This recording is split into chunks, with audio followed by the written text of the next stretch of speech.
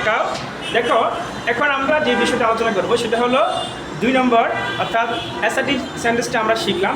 এবার আমরা শিখব ইন্টারোগেটিভ সেন্টেন্স বা প্রশ্নবোধক বাক্য। যে সেন্টেন্স দ্বারা প্রশ্ন করা বোঝায় তাকে ইন্টারোগেটিভ সেন্টেন্স বলে।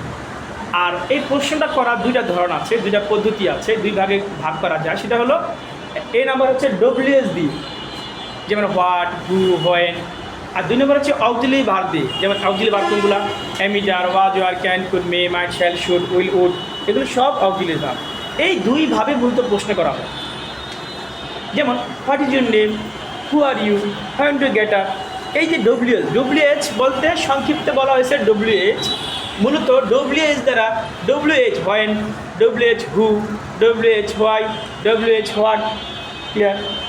এখন দেখো, আর আরেকভাবে প্রশ্ন করা হয় am is, are, was, were, may, might, shall, should, will, would, can, could, may, might. এই যে অক্সিলারি ভার্বগুলো দিয়া, যেমন are you student, is he a student, ঠিক আছে, ক্যান আই হেল্প ইউ। এরকমভাবে অক্সিলারি ভার্বগুলো দিয়েও কী করা হয়? এই ইন্টারোগেটিভ প্রশ্নটা করা